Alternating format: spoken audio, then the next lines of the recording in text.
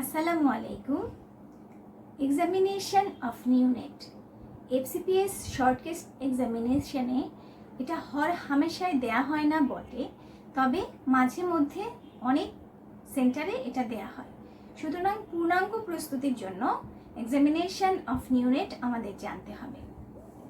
যদি short case এক্সামিনেশনে আপনি দেখেন আপনাকে এক্সামিনেশন অফ নিউনেট দেয়া হয়েছে, আপনাকে প্রথমেই যেটা করতে হবে এক্সামিনারের কাছে পারমিশন নিয়ে আপনার প্রস্তুতি হিসেবে হাত ধোয়া এবং গাউন পরার জন্য অনুমতি প্রার্থনা করতে হবে। যদি এক্সামিনার আপনাকে পারমিশন দেয় যে হ্যান্ড স্যানিটাইজার ইউজ করে আপনি এক্সামিনেশন প্রসিড করতে পারেন, তাহলে আপনি সেভাবেই প্রসিড করবেন। আজকে আমি একটি ডামির উপর নিউনেট এক্সামিনেশন ডেমনস্ট্রেট করব এবং এখানে আমি হ্যান্ড স্যানিটাইজার ইউজ করে আমার হ্যান্ড স্যানিটাইজ করে নিচ্ছি। খেয়াল করতে হবে, আপনি যখন হ্যান্ড স্যানিটাইজ করবেন সাকিং রিফ্লেক্স দেখার সময় আপনার হাতটি নিউবর্নের মুখে দিতে পারবেন না। সেক্ষেত্রে নিউবর্নের নিজের হাত তার মুখে দিয়ে সাকিং রিফ্লেক্স এক্সামিন করতে হবে। নিউবর্ন এক্সামিনেশনের সময় আমরা অন্যান্য সিস্টেমিক এক্সামিনেশনের মতো প্রসিড করব না। এখানে আমরা পার্ট বাই পার্ট এক্সামিনেশন করব। তার মানে আমরা হেড এক্সামিনেশন দিয়ে শুরু করব এবং শেষ করব প্রিমিটিভ রিফ্লেক্স ডেমনস্ট্রেশন করার মাধ্যমে। এখন আমি শুরু করছি এক্সামিনেশন অফ নিউনেট। খেয়াল করুন, প্রথমে আমি হ্যান্ড স্যানিটাইজার দিয়ে হাত স্যানিটাইজ করে নিচ্ছি।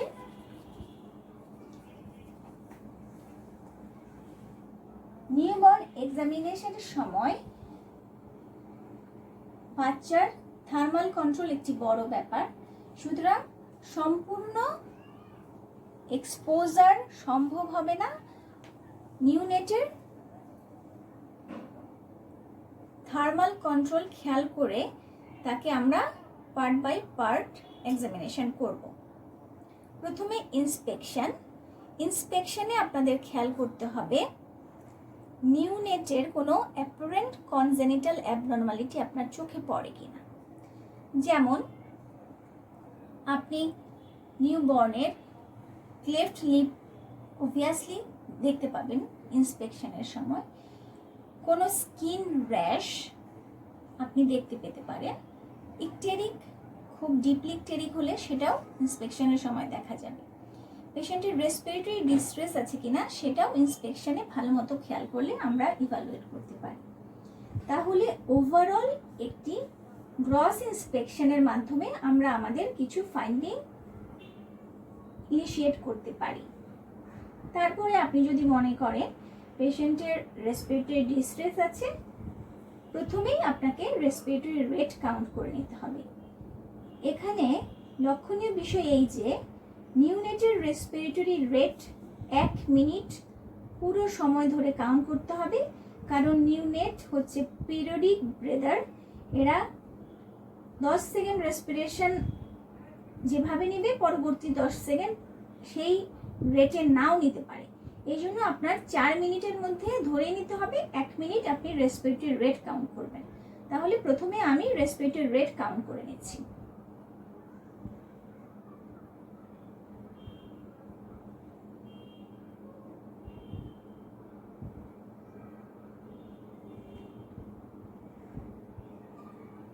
যদিও আমি 15 সেকেন্ড রেসপিরেটরি রেট কাউন্ট করলাম, আপনারা 1 মিনিট পূর্ণ 1 মিনিট সময় ধরে রেসপিরেটরি রেট কাউন্ট করবেন এবং রিদম অফ দ্য রেসপিরেশন খেয়াল করবেন। নিউনেটের সাধারণত অ্যাবডোমিনোথোরাসিক টাইপ অফ রেসপিরেশন হয়। এরপরে আমরা part by part examination proceed করব। প্রথমেই আমরা শুরু করব হেড দিয়ে। খেয়াল করুন, প্রথমে একটু ভালো করে মাথাটা দেখে নেবেন, মাথার কোনো অ্যাবনর্মাল শেপ আছে কিনা, কোনো ইনজুরি মার্ক যেমন অ্যাব্রাশন, ডিপ্রেস ফ্র্যাকচার বা ল্যাসারেশন আছে কিনা খেয়াল করবেন। তারপরে আস্তে করে ক্রেনিয়াল সুচার বরাবর একটু সুচারগুলো পালপেট করবেন।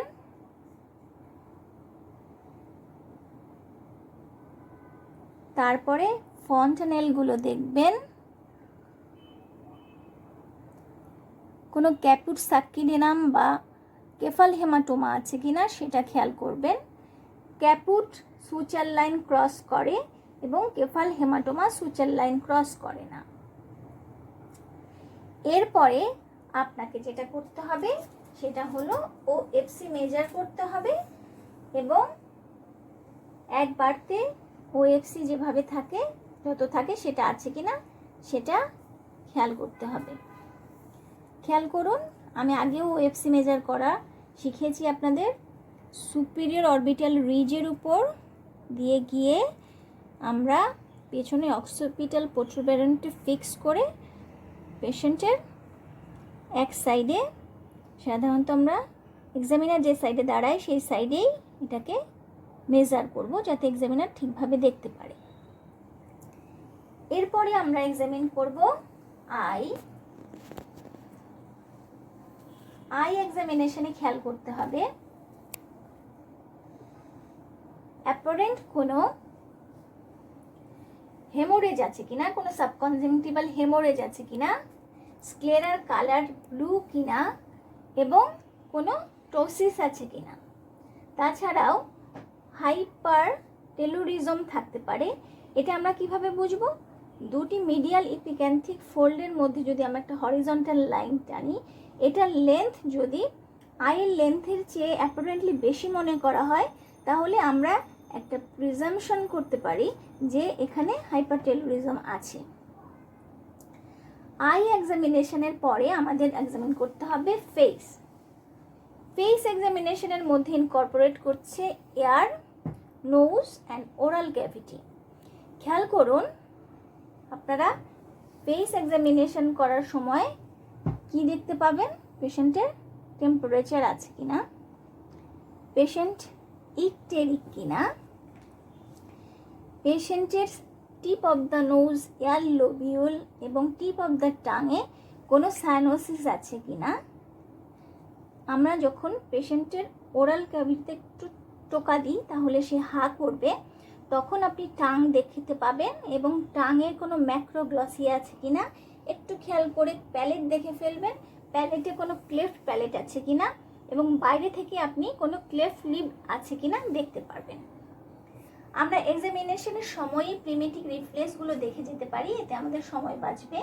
এখানে আমরা দুটো প্রিমেটিভ রিফ্লেক্স দেখতে পারি। এক হচ্ছে রুটিং। রুটিং হচ্ছে আমি যদি এখানে টাচ করি, এখানে টাচ করি, এখানে টাচ করলে ও মুখটা ঘুরিয়ে আমার আঙুলের দিকে নেবে, এখানে টাচ করলে এই পাশে মুখ ঘুরিয়ে আমার আঙুলের দিকে নেবে। আর সাকিং রিফ্লেক্স, আমাকে ওর মুখের ভেতরে হাত দিতে হবে।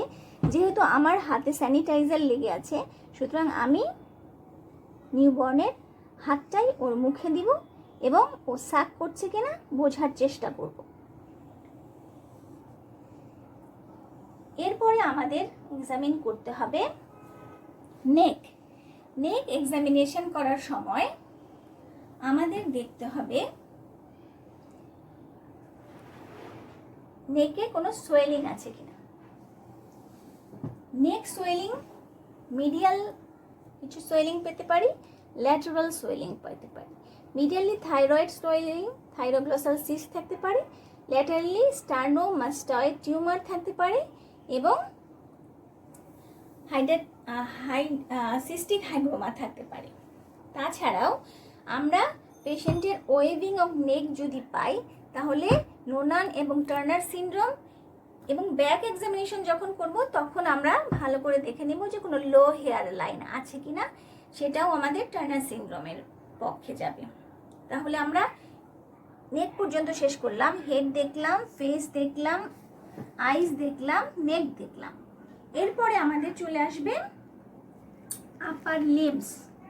আপার লিম্বসের আমরা প্রথমে একটু পালস দেখে নিব।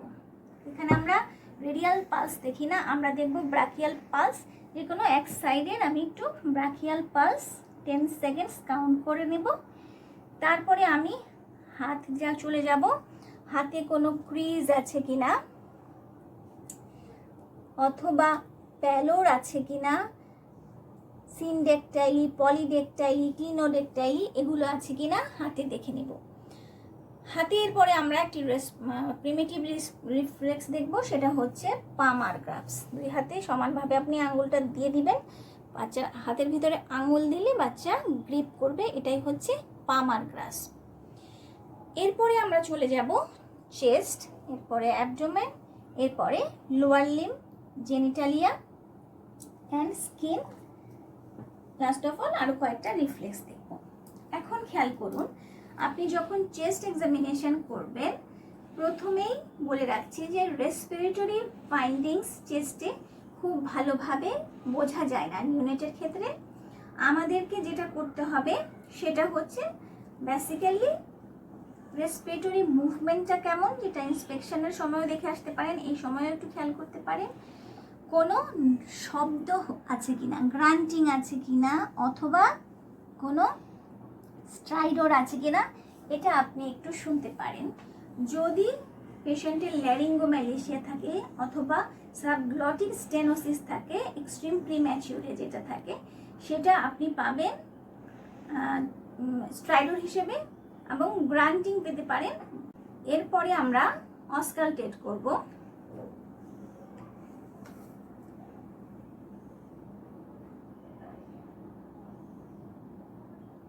অসকালটেশনে আমরা ছোট্ট একটি স্টেথোস্কোপ ব্যবহার করব। আমরা সাধারণত এটাই ব্যবহার করে থাকি, এর চেয়েও ছোট্ট ডায়াফ্রামের একটি স্টেথোস্কোপ পাওয়া যায়।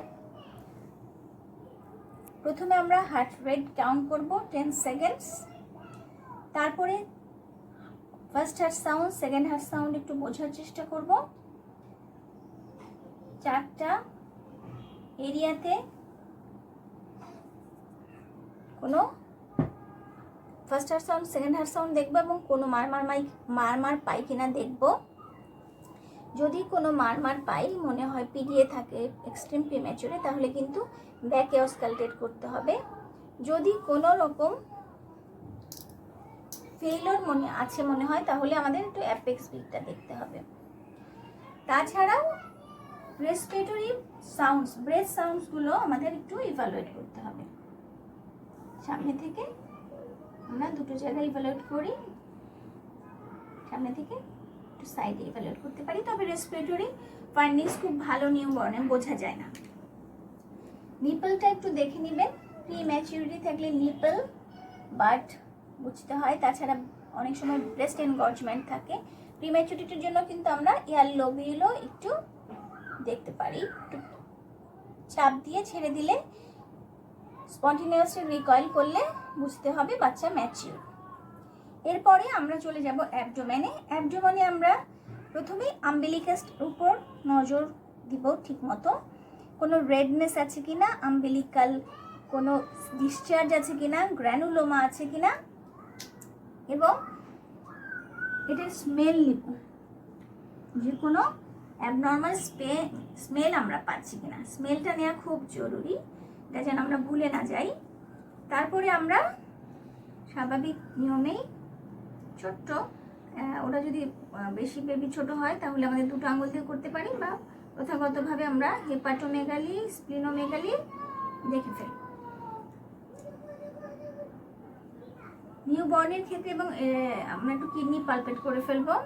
নিউবর্নের ক্ষেত্রে আমরা জানি tip of the spleen 1 centimetre, soft liver edge, কিডনির লোয়ার পোল অনেক সময় নর্মালি পালপেবল হতে পারে। এরপরে ব্লাডার পালপেট করব। ব্লাডার যদি কোনো কারণে পালপেবল হয় আম্বিলিকাস পর্যন্ত, তাহলে বুঝতে হবে যে স্পাইনে কোনো প্যাথোলজি থাকতে পারে। এরপরে আমরা চলে যাচ্ছি লোয়ার লিম্বে। লোয়ার লিম্বে প্রথমে আমরা ফিমোরাল পালসটা একটু দেখে নিব 10 সেকেন্ডসে। এখানে আমরা আপার লিম্ব এবং লোয়ার লিম্বের পালস দেখছি, কারণ যদি কোনো ডিলে থাকে তাহলে কোয়াক্টেশন অফ এয়ারটা মাথায় আসবে, আমরা জানি। এখানে আমরা পালসটা দেখে নিব। তারপরে লোয়ার লিম্বে কোনো ক্লাব ফুড আছে কিনা সেটা দেখে নিব। ক্রিজ, পামার ক্রিজ দেখে নিব। এখানে আমরা প্যালোর এবং ইকটেরাসও দেখতে পারি। তাছাড়া পামার গ্রাফস, প্লান্টার রেসপন্স, যেটা প্লান্টার গ্রাফস আমরা দেখতে পারি। এখানে প্লান্টার গ্রাফস, এখানে মুভ করলে বাচ্চার ফিঙ্গারগুলো অ্যাডাক্টেড হবে এবং প্ল্যান্টার ফ্লেকশন হবে। এরপরে আমাদের যেটা করতে হবে সেটা হচ্ছে ডেভেলপমেন্টাল ডিসপ্লাসিয়া হিপের জন্য দুটো টেস্ট করতে হবে। সেটা হচ্ছে অর্টোলানি টেস্ট অ্যান্ড বার্লো টেস্ট। এটা মনে রাখার সুবিধার্থে আমরা বলি অর্টোলানি টেস্ট হচ্ছে it's time to go home. তার মানে এই টেস্টের মাধ্যমে আমরা রিডিউস করি পোস্টেরিয়রলি ডিসলোকেটেড ফিমোরাল হেড।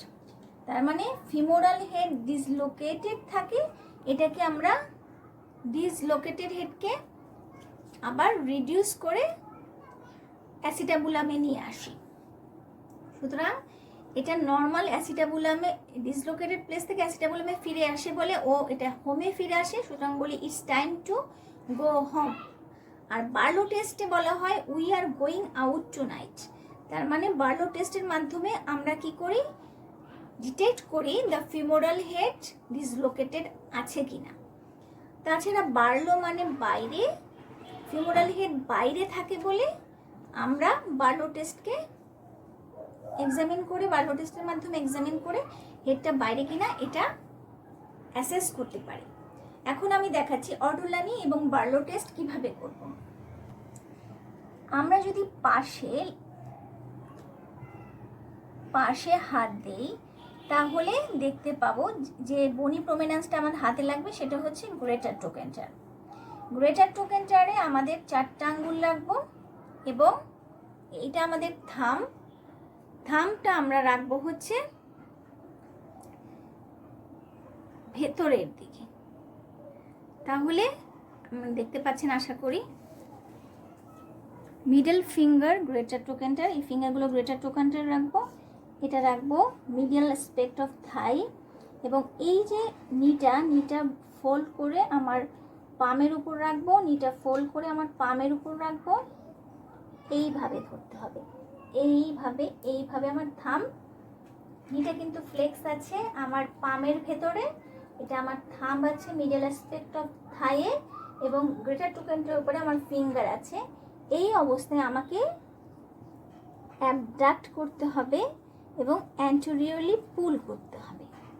তাহলে এটা একটা শব্দ হবে, ক্লাঙ্ক, একটা শব্দ হবে, যে শব্দটা আমার ফিমারের হেড রিলোকেশন হলো বা রিলোকেটেড হলো এটাকে এনশিওর করবে। এটা হচ্ছে অর্টোলানি টেস্ট। বার্লো টেস্টের সময় আমাকে একই কাজ করতে হবে। ফিঙ্গারগুলো গ্রেটার ট্রোকেন্টারের উপর রাখবো, মিডিয়াল অ্যাসপেক্ট অফ থাইয়ে থাম্ব রাখবো এবং নিটাকে ফ্লেক্স অবস্থায় পামের ভিতরে গ্রিপ করব।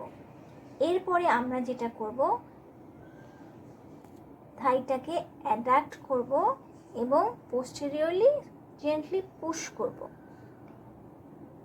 তাহলে আমরা এক্ষেত্রে ফিমারের হেডকে অ্যাসিটাবুলাম থেকে ডিসলোকেট করতে সমর্থ হব এবং ক্লাঙ্ক অফ ডিসলোকেশন এর একটি সাউন্ড পাব।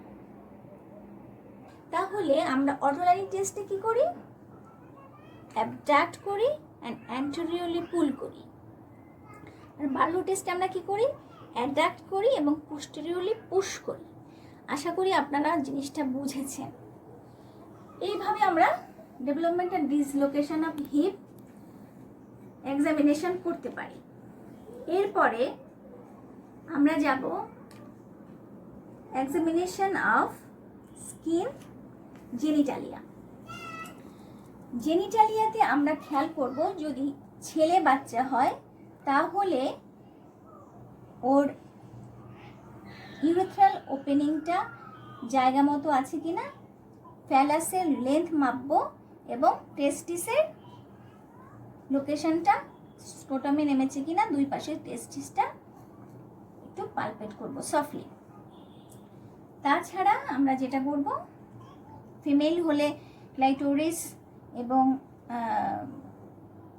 ক্লাইটোরিসটা দেখে নিতে হবে, এমবিগুইটি আছে কিনা সেটা খেয়াল করতে হবে এবং অ্যানাল প্যাটেন্সিটা দেখতে হবে। জাস্ট একটু ছেড়ে টেনে দিলে আমরা বুঝতে পারবো অ্যানাল প্যাটেন্সি আছে কিনা, অ্যানাল টোনটা ঠিক আছে কিনা, এটাও আমাদেরকে দেখে নিতে হবে।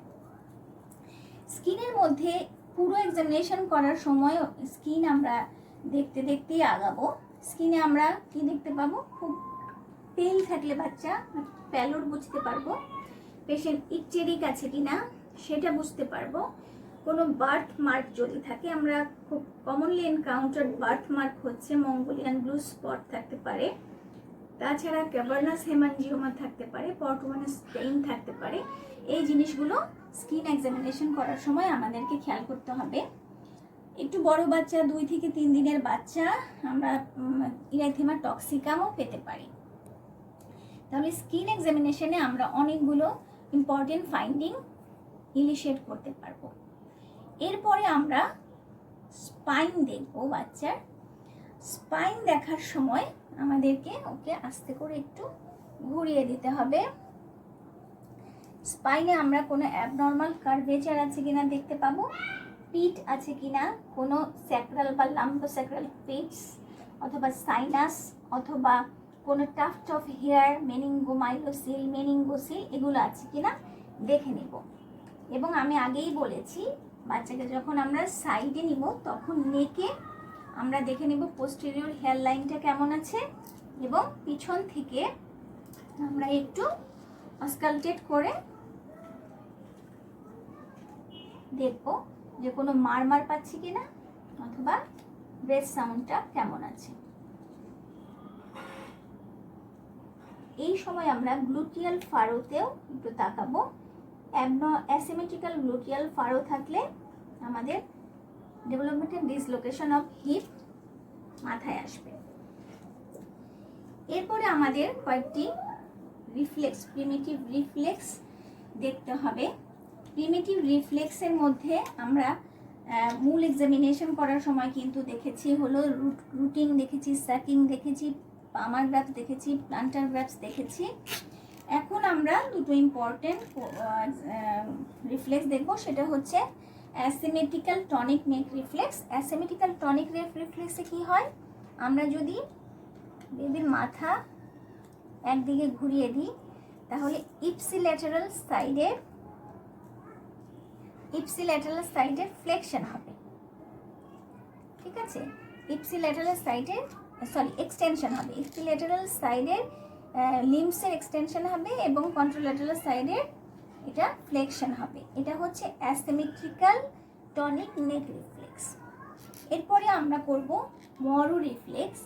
মরো রিফ্লেক্সের সময় আমাদেরকে বাচ্চাকে আমাদের 4 আর্মের উপর সাপোর্ট দিয়ে হাতে নিতে হবে এবং আপনার হেড এবং নেক সাপোর্টেড থাকবে। আপনি সাডেনলি আপনার সাপোর্ট উইথড্র করবেন, তাহলে আমরা দেখব বেবির আর্ম মানে আপার লিম্ব এক্সটেনশন হচ্ছে। এটা হচ্ছে মোরো রিফ্লেক্স। এরপরে আপনি ভেন্ট্রাল সাসপেনশনে নিয়ে যাবেন বাচ্চাকে। ভেন্ট্রাল সাসপেনশনে আমরা বাচ্চাদের টোন বুঝতে পারি। যে বাচ্চার টোন ভালো থাকবে সে সাধারণত